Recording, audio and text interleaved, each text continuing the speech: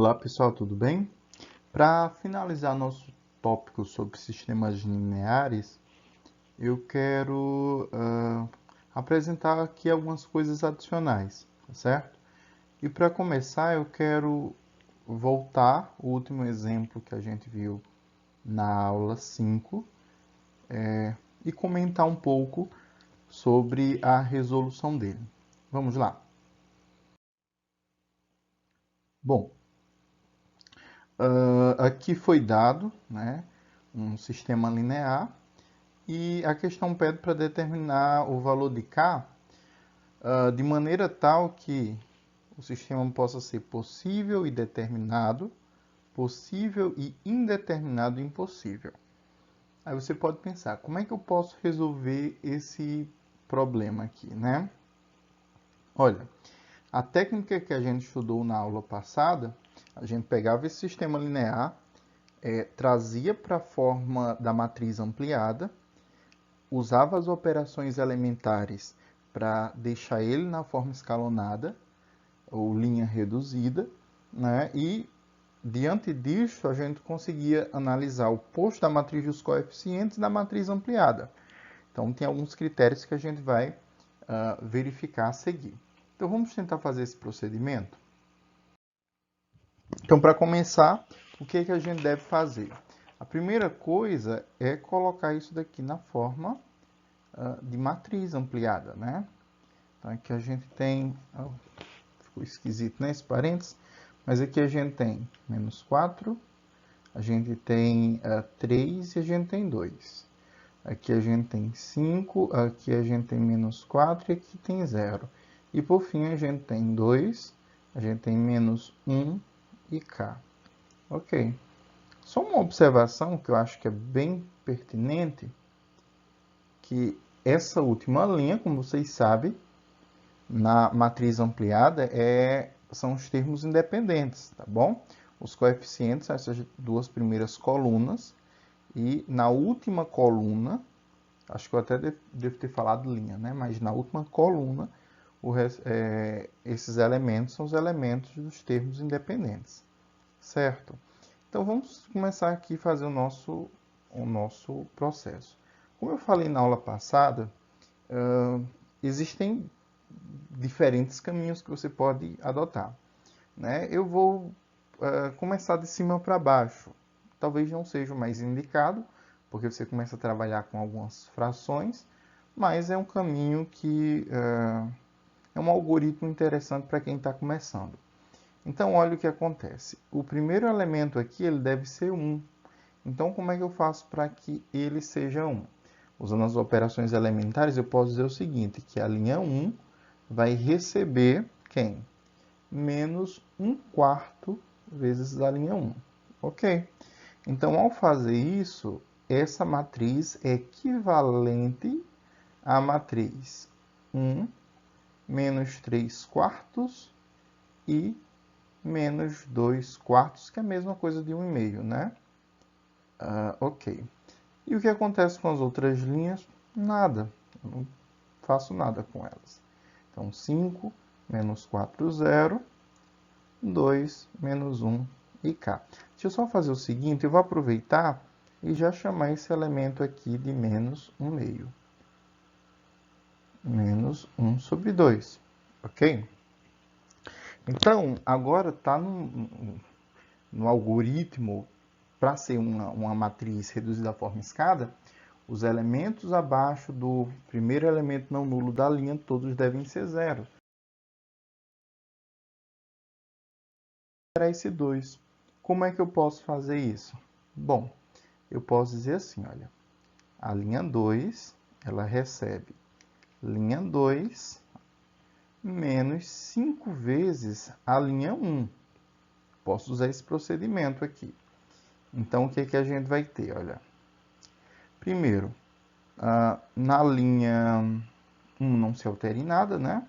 Então, continua sendo 1 menos 3/4 e menos 1/2. Ok. Agora, na linha 2, vai alterar sim. E a gente vai ter, como resultado desse processo, a primeira coisa que vai zerar. Na segunda na segunda linha e segunda coluna, nesse elemento aqui, você vai ter, olha, menos 4 menos 5 vezes menos 3 sobre 4. E ao fazer essa conta, você vai ter menos 1/4 como resultado. E por fim, aqui você vai ter 0 menos menos 5 sobre 2. Então, 0 menos 1 sobre 2 vezes 5, né? Porque está sendo multiplicado por 5. Então, aqui você vai ter um jogo de sinal e o resultado vai ficar 5 sobre 2. Ok. Falta a última linha. Para eu não precisar criar uma outra matriz, eu vou aproveitar essa também e mostrar o procedimento que eu estou realizando. Eu vou dizer assim, olha, que a linha 3, ela recebe. A linha 3 eu tenho que zerar esse 2 aqui, né? Então, ele vai receber linha 2 menos 2 vezes a linha 1. Ok. Então, eu sei obrigatoriamente que esse termo vai zerar, que é o termo que eu estou querendo fazer. Aqui eu vou ter, olha, menos 1 menos 3 sobre 4 vezes 2. E ao fazer esse processo aqui, vai ter um jogo do sinal, eu vou findar com menos 1 mais 3 sobre 2. Né? Aqui, então, a gente vai ter como resultado 1/2. Ok, 1/2. E para finalizar, olha, agora a gente tem o K, né? E como é que vai ficar com esse K? Então, você vai ter K menos 1/2 vezes, menos 1/2 vezes 2, né? Vai ter jogo de sinal aí novamente. 1/2 vezes 2 dá 1. Então, aqui vai ficar K mais 1. E pode isso, professor? Pode, porque K é um número qualquer, né? A gente só está querendo saber quais valores ele assumindo vai fazer com que o sistema mude, né, o seu tipo de solução. Então, ok, dando continuidade aqui, então esse sistema que eu tinha feito, nesse momento aqui, ele é equivalente a esse outro aqui. É igual? Não, é equivalente. Ok? Então, agora a gente precisa fazer com que essa segunda linha tenha o primeiro elemento não nulo igual a 1. Então, o que eu posso fazer? Eu posso dizer assim, olha, que linha 2 recebe menos 4 vezes a linha 2. Né? Então, pronto. Menos 4 vezes a linha 2. Ok? Então, eu não mexo na linha 1. Então, fica 1 menos 3 sobre 4 menos 1/2. Aqui eu vou ter 0. Aqui eu vou ter 1. E aqui eu vou ficar com menos 10, né? E nessa última linha também eu não mexo em nada. Menos 1/2 e K mais 1. Ok? Agora o meu processo está em quê? Está em zerar todos os elementos que estão na mesma coluna desse primeiro 1, que é o elemento não nulo da segunda linha, né? Então, o que eu posso fazer? Vou fazer igual o que eu tinha feito nessa situação aqui. Eu vou usar a próxima matriz para repetir, para zerar tanto o menos 3/4 quanto 1/2, né? Então, fazer o seguinte, eu digo que a linha 1, ela vai receber a linha 1, agora, olha, mais 3/4 da linha 2, né? Que é o valor que zera isso daqui, ao ser somado. Então, vamos lá. A linha 2 eu não altero em nada, aqui é 1, né? Eu ia botar menos 1, aqui é 1, e aqui é menos 10, ok. Então, esse elemento eu não altero nada, esse elemento eu sei que zera, e ao fazer esse procedimento aqui com esse 10, a gente vai ter como um resultado aqui o número menos 8. Se eu não tiver errado nenhuma besteira, vai ser menos 8.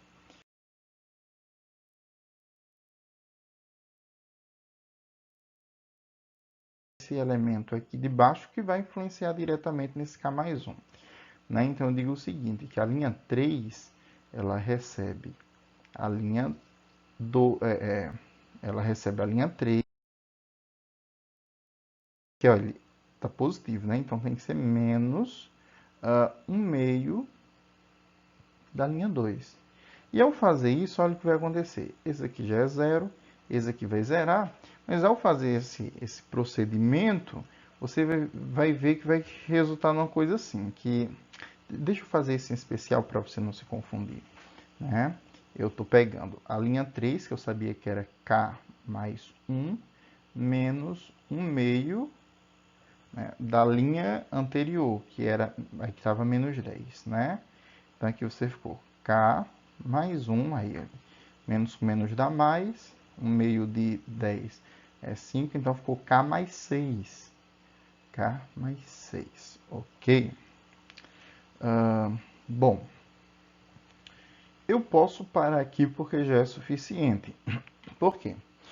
Ora, para eu terminar o meu processo de escalonamento, eu poderia dividir a linha inteira por K mais 6, né? Com K diferente de menos 6, lógico, e dessa forma usar esse processo de eliminação das linhas de cima. Mas isso não é interessante por agora. O que eu tenho que fazer? Como eu sei que isso aqui eu posso facilmente transformar em 1, então eu vou analisar os resultados possíveis, né? Primeiro, vamos... eu sei que está muito poluído, né, a informação, mas deixa eu gastar esse espaçozinho aqui para a gente analisar só ele. Eu vou aproveitar e apagar esse daqui, né? Se você tiver dúvida nas contas, você pode voltar o vídeo um pouquinho ou assistir a aula anterior que a gente trabalha detalhadamente isso.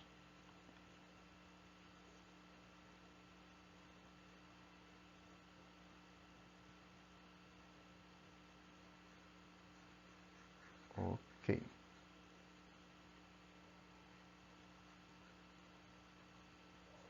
Então, eu vou botar ele num canto mais bacana.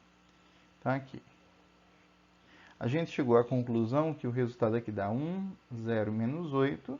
Aqui dá 0, 1 e menos 10. E aqui 0, 0, K mais 6. Ok. Primeiro, não esqueçam que essa última coluna, ela está associada a quem? Aos termos independentes, né? Os coeficientes são só essas duas primeiras colunas. Ok. Então, vamos ver aqui. A gente vai ter que atribuir valores para cá para ver o comportamento do sistema, né? Por exemplo, se o K for igual a menos 6, por que menos 6? Porque é o valor que zera aqui, né? Aí eu vou zerar esse elemento. Imagina que eu vou deixar ele de amarelo. Imagina que ele fica zero. Eu atribuí o valor de K igual a menos 6 e deixou isso zero. Aí eu pergunto a você, qual é o posto da matriz ampliada? Professor, mas não tem como saber o posto porque eu não fiz o procedimento todo. Ora, essa matriz nessa situação já está escalonada, né? Então, você pode considerar assim essa análise. Então, o posto da matriz ampliada, você vai ter duas linhas com valores e essa última vai estar nula, né? Então, o posto da matriz ampliada é 2, ok? E o posto da matriz dos coeficientes vai ser igual a quanto? Vai ser 2 também, né? Porque esses dois aqui são nulos. Então, 2. O que é que eu tiro de cara se o K for igual a menos 6? Eu tiro de cara que esse sistema ele é possível. A primeira coisa que eu tenho certeza é que esse sistema ele é possível, certo? Segunda coisa, ele é possível indeterminado ou possível, enfim, as duas possibilidades. Pensem comigo. Eu tenho aqui duas incógnitas, x e y. Estou olhando para essa situação específica, né? O posto é 2. O número de incógnita n é 2 também. Aí a gente viu na aula anterior que se o número de incógnita coincidir com o número do posto, o sistema é possível e determinado. Se você tem um número o posto menor do que o número de incógnitas, Aí o sistema é possível e indeterminado. Mas, como a gente nessa situação só analisa aqui, né, a matriz dos coeficientes, você percebe que não é possível, através de escalonamento, ou considerando outro valor de k, fazer com que esse valor ele seja interferido. Porque, ora, aqui é os termos independentes, né? Então, não tem como um termo independente influenciar num resultado ou na matriz dos coeficientes, através das operações elementares, até porque as nossas contas são entre linhas e não entre colunas. Tá ok? Então, qual é a outra conclusão que a gente tira? Que o sistema ele só pode ser possível para essa situação de k igual a menos 6, tá certo? Então, espero que vocês tenham pegado. Ok, então vamos fazer a mesma análise agora, alterando esse valor de k. Eu quero fazer o seguinte. Se o k ele for diferente de 6, ou de menos 6. Professor, o k pode ser 1? Pode ser 0? Pode. Eu quero analisar a situação em que ele é diferente de menos 6. Então, vou fazer assim, para k, vou deixar essa cor mesmo. Para k, diferente de menos 6. Olha só o que vai acontecer. Se k for 0, por exemplo, pega um 0, por exemplo, né? Você percebe que a matriz dos coeficientes, que é só essa parte aqui da esquerda, ela é 2, ou desculpa, matriz não, o posto da matriz dos coeficientes é igual a 2. E o posto da matriz ampliada é igual a 3. Isso vale se eu pegasse 1, se eu pegasse 2, 3. Se eu pegasse 5,99, por exemplo, né? Então, os postos eles seriam diferentes. E isso automaticamente faz com que meu sistema seja impossível, né? Então, diante dessas considerações, o que a gente pode tirar? É que se k... Aqui, ok. Dessas considerações, a gente tira, primeiro, se k for igual a menos 6, o sistema é possível e determinado. Depois, se k for diferente de menos 6, o sistema é impossível. Como só existem essas duas possibilidades de k ser ou ele é igual a menos 6 ou é diferente de menos 6, então a gente conclui que não existe situação nesse sistema em que o sistema seja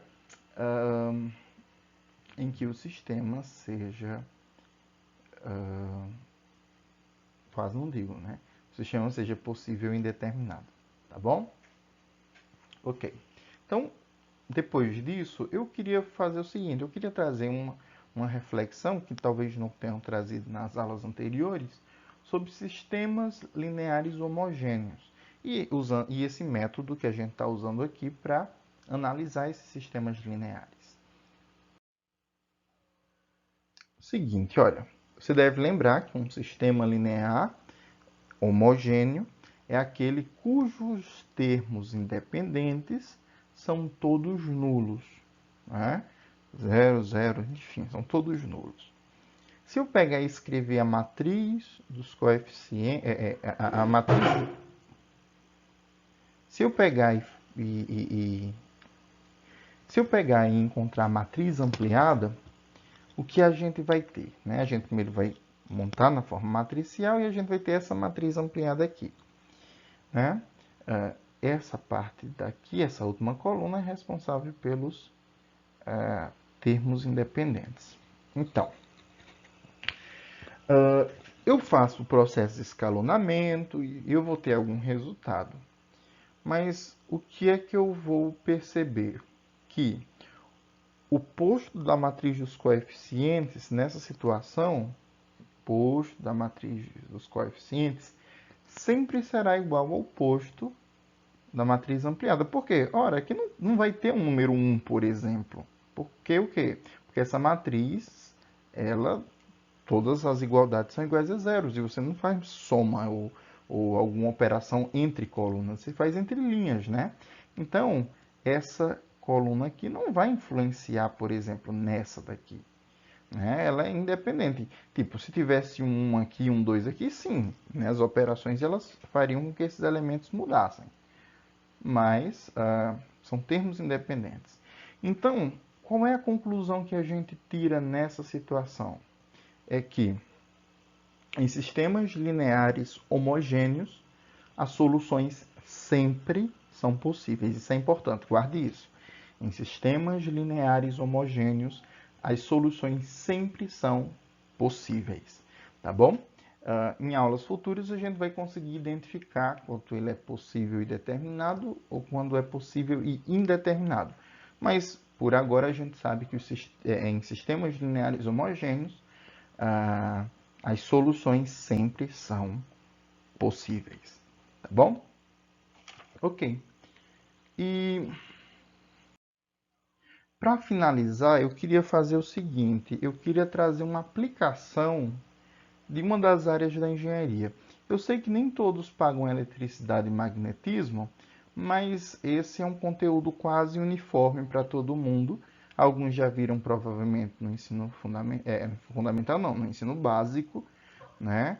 Então, esse é um tópico, eu acho que é interessante. E eu destaco também que aqui a gente não vai aprender ou melhor, não é meu objetivo ensinar vocês como analisar circuitos. Vocês têm uma disciplina específica para isso. Meu enfoque vai ser quase que exclusivamente para o sistema linear associado à solução dessas correntes, né? Então, eu tenho o seguinte aqui, olha. Eu tenho o circuito abaixo, né? Eu dou um circuito e eu peço para calcular os valores das correntes I1, I2 e I3. Ok. Deixa eu só dar uma pincelada bem rápida numa teoria para não passar batido nisso. Quando a gente vai fazer análise de circuitos, a gente se rege por algumas leis.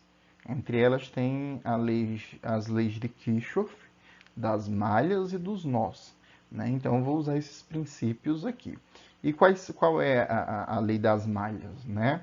Diz o seguinte, que a soma de todas as tensões em uma malha fechada é igual a zero. Isso é uma das leis. Segunda é que em um nó, a quantidade de corrente que entra é exatamente igual à quantidade que sai. Então, são esses dois princípios que, para álgebra linear, tanto faz, né? Eu só estou trazendo aqui para não passar batido, certo? Então, quando eu vou fazer uma análise de circuitos, eu posso traçar algumas convenções, não tem problema. Por exemplo, ao percorrer uma malha, eu tanto posso fazer esse caminho no sentido horário quanto anti-horário. É uma convenção, contanto que eu respeite as leis, né? As duas leis que eu tinha acabado de citar. Outra convenção que a gente faz é o seguinte: toda vez que uma corrente passa por uma das fontes, né, a gente diz que há uma elevação de tensão, e quando ele passa em cima de um resistor, a gente tem uma queda de tensão. Ok, é um outro princípio. E um outro, bem mais básico, que eu acredito que boa parte de vocês viram no ensino médio, é que uma maneira de calcular a tensão sobre um resistor é o produto da resistência vezes a corrente dele. Ok? Então, nesse circuito elétrico aqui, você tem as resistências R1, R2 e R3. Você tem as fontes E1 e E2, né, com seus respectivos valores. E você tem aqui já traçado mais ou menos um caminho das correntes, tá bom? Ok. Se você prestar bem atenção, você tem aqui, olha, a corrente 1, chamada de I1. Você tem a corrente 2, vou chamar de I2, e você percebe que todas elas, ou tanto a I1 quanto a I2, elas entram nesse nó, né? Nesse nó aqui A. E a soma delas gera uma outra corrente, que eu vou chamar de I3, tá bom? A resistência aqui, I3, aqui só tem um terra, né? Ok. Então, feitas essas observações, a gente já consegue montar o sistema. Eu reforço novamente que esse conteúdo de eletricidade não vai ser cobrado em avaliações de álgebra linear, né? Mas eu acho importante que vocês saibam que o que vocês estudam hoje pode ser muito aplicado. Inclusive, esse é um exemplo específico da engenharia civil, por exemplo, que vez por outra vai precisar fazer circuitos elétricos ou engenharia mecânica, e especificamente engenharia elétrica, né? Mas existem também aplicações de sistemas lineares na área de resistências, né? Mecânica geral. Então, aqui é um exemplo específico na eletricidade. Então, bom, eu vou pegar esse caminho dessa primeira malha aqui, né? Eu vou fazer essa trajetória e partindo desse canto aqui, né, eu vou dar a volta todinha. Lembrando, toda vez que eu passo por uma fonte, eu subo a tensão. É positivo, né? Então, a gente vai ter assim, olha, 2 aqui. Aí, olha, a corrente vem e passa em cima dessa resistência, né? Passa por essa resistência. Então, toda vez que passa, você tem uma queda de tensão. Eu vou fazer o seguinte, eu vou colocar menos R1, a resistência 1, e 1. Depois eu atribuo valores, tá bom? Aí ele continua, aí pronto, aqui, olha. Aí tem essa situação aqui. Só que você percebe que a corrente que passa nele já é a I3, né? Então, fica menos R3 e 3. Então, pronto, dessa forma ele conseguiu percorrer a primeira malha, e pela lei de Kirchhoff, isso daqui é igual a zero, né? A soma das tensões em uma malha é igual a zero. Só para ficar mais organizado, eu vou fazer o seguinte, eu posso passar esses dois elementos para o outro lado, e a gente vai ter o seguinte, R1 e 1 mais R3 e 3 igual a 2. Pronto. Agora eu vou fazer a mesma coisa com essa outra corrente aqui, né? Eu vou traçar esse sentido e a gente vai ter 6, né, menos, aqui olha, R2 e 2, só que ele vai passar por essa região aqui, né? Então, a gente vai ter menos R3 e 3 igual a zero. Então, só para ficar bonitinho também, eu vou fazer o seguinte. Eu passo esses dois elementos para o outro lado, então a gente vai ter R2 e 2 menos R3 e 3 igual a 6. Tá bom? Então, pessoal, daquele sistema linear, a gente consegue tirar já duas equações. Bom, pessoal, então desse sistema linear a gente tirou o seguinte. A gente tirou a equação R1 e 1 mais, né? R3 e 3, isso aqui era igual a 2. Foi a primeira equação que a gente tirou. Vamos fazer o seguinte, vamos dar valores a ela. R1 é 2 ohms. Eu não vou colocar as unidades para a gente não perder muito espaço, mas a gente está trabalhando com ampere, a gente está trabalhando com volts e com ohms, né? Então, a gente tem o seguinte, que a resistência 1 é 2 ohms, então fica 2 e 1, mais a resistência 3 é 4, né? Só que você percebe que a corrente 2 ela não aparece nessa equação. Então, vou fazer assim, olha, 0 e 2 mais 4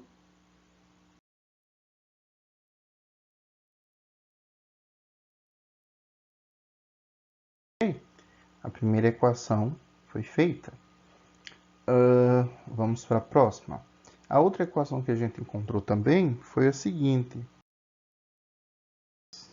E 2 mais R3 e 3 igual a 6, né? Então, disso a gente tem R2. R2 é 1. Então, você vai ter só I2, né? 1 vezes I2, mais 4 vezes I3 igual a 6. Você percebe que está faltando o I1, né? Então, pode estar 0 e 1 mais. Ok? Perfeito. Ora, a gente tem um sistema linear com 3 incógnitas e só 2 equações. O que a gente pode fazer agora? Eu posso usar essa daqui, olha, que I1 mais I2 resulta I3. Deixa eu botar I1 mais I2 igual a I3. E para ficar bonitinho, porque colocar todas as incógnitas no primeiro membro, eu tenho o seguinte. I1 mais I2 menos I3 igual a 0. Opa, igual a 0. Perfeito. Dessa forma, eu já tenho o meu sistema linear montado, né? Olha, vai ser como? Essa primeira equação, essa segunda equação e essa terceira. Para não perder muito tempo, deixa eu montar já a matriz ampliada, né? Porque eu quero usar escalonamento para resolver esse sistema aqui. Então, usando a matriz ampliada, a gente tem, eu vou pegar essa primeira equação aqui. Não importa a ordem que você vai utilizar, porque você sabe que uma das operações elementares é a de permutação de linhas, né? Então, você vai ter 2, 0, 4 e 2. Na segunda, você vai ter 0, 1, 4 e 6. E na última, você vai ter 1, 1, menos 1 e 0. Ok. Perfeito. Então, olha, eu posso, por exemplo, agora eu vou fazer as operações elementares e o nosso estudo de álgebra linear começa basicamente aqui, né? Se fosse cobrado alguma coisa para vocês, no máximo eu daria as equações e a partir das equações vocês iriam usar um determinado método para calcular esses resultados. Então, eu posso fazer o seguinte, eu acho que não vai caber nesse pequeno espaço que a gente tem aqui, né? Mas eu posso fazer o seguinte, eu posso apagar isso que já foi colocado.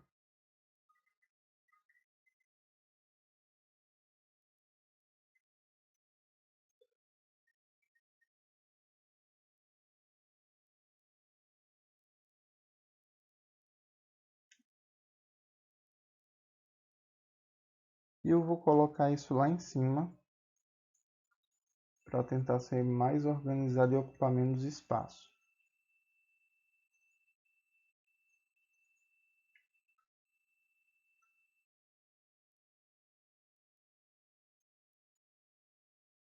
Ok. Agora foi. Então, olha, vou usar as operações elementares. Eu posso dividir essa linha toda por 2, né? Vou fazer assim, ó. Linha 1 recebe o meio de linha 1. Então, ao fazer isso, eu vou ter 1, 0, 2 e 1. As outras continuam do mesmo jeito.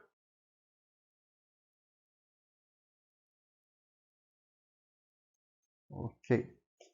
Nas operações elementares, todos os elementos abaixo do primeiro elemento não nulo tem que ser igual a zero. Melhor, na forma escalonada, né? Então, eu tenho que zerar essa terceira linha. Eu posso dizer assim, olha. Linha 3 recebe quem? Linha 3 menos a linha 1. Então, ao fazer esse procedimento, a gente vai ter a linha 1 não se altera. 1, 0, 2 e 1. A segunda linha não se altera. E a última linha, pronto, agora sim, aqui vai dar 0. Aqui vai dar 1, vai continuar sendo 1, né? Aqui você vai ter menos 3, porque vai ser menos 1, menos 2. E aqui vai ser menos 1. Ok. Então, a gente conseguiu fazer esse processo aí. Aí eu passo para a segunda linha. Primeiro elemento não nulo é igual a 1. Já é. Segunda condição. Todos os elementos que estão na mesma coluna têm que ser igual a 0. Você percebe que, novamente, a terceira linha está dando problema, né? Então, vamos lá. Linha 3 recebe linha 3 menos a linha 2, né? Porque já é 1 aqui. Então, a gente vai ter o seguinte. Eu não mexo na linha 1. Eu não mexo na linha 2. Só que eu vou precisar mexer na linha 3. Então, aqui vai ficar 0, 0.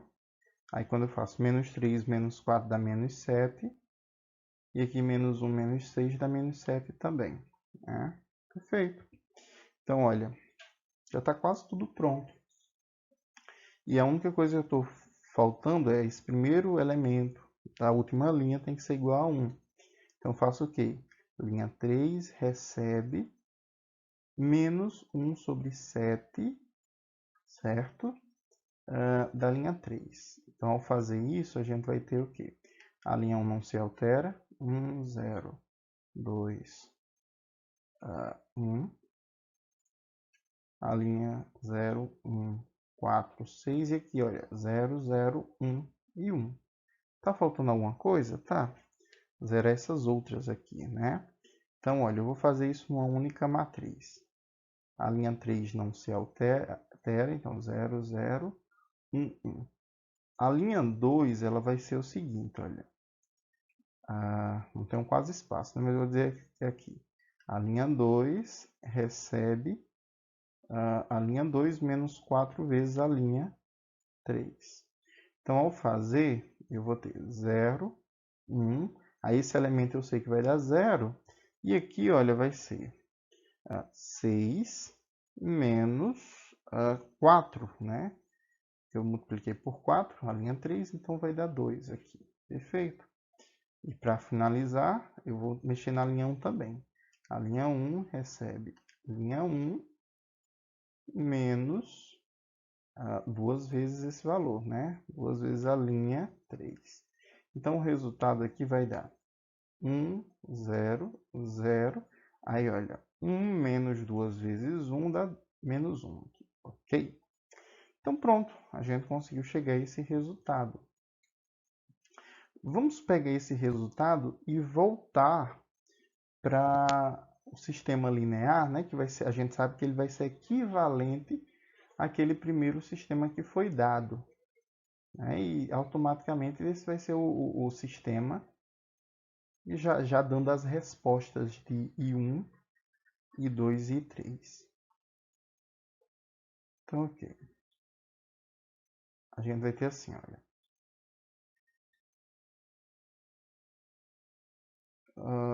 I1 mais 0 e 2 mais 0 e 3 é igual a menos 1. Ok. Você vai ter que I2, né? 0 e 1 mais I2 mais 0 e 3 é igual a 2. E por fim, você vai ter que I3 é igual a 1. A unidade, né, é ampere, aí agora já que está no finalzinho, eu vou botar também. Então, você teve isso daqui. Alguém pode perguntar, professor, uma corrente pode ser negativa? Olha, tem uma perspectiva algébrica, pelo método que a gente fez, não tem problema nenhum. Só que de um ponto de vista físico, se o resultado der negativo, quer dizer o quê? Olha, que a corrente 1 deu negativo, né? Quer dizer que o sentido dela está inverso. Então, o correto é que o I1, o sentido correto dele vai ser esse daqui, né? No sentido oposto, tá certo? Então, essa é uma aplicação do estudo de sistemas lineares. Existem muitas outras, em praticamente todas as áreas da engenharia. E eu quero fazer o seguinte, eu queria sugerir para vocês, como exercícios, as questões 23 do livro do Boldrin, na página 54, né? Você tem a questão 25, 26. A 27, inclusive, é uma questão que trabalha com circuitos elétricos.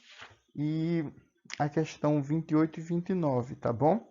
São questões de grau um pouco mais elevado, porque elas exigem, de certa forma, um conhecimento na área, né? Mas eu acredito que é um desafio bem interessante para vocês. Então, pessoal, obrigado pela atenção. Eu espero que vocês fiquem bem, que a família de vocês fiquem bem e que no que precisar podem contar comigo, tá bom? Um abraço, se cuidem.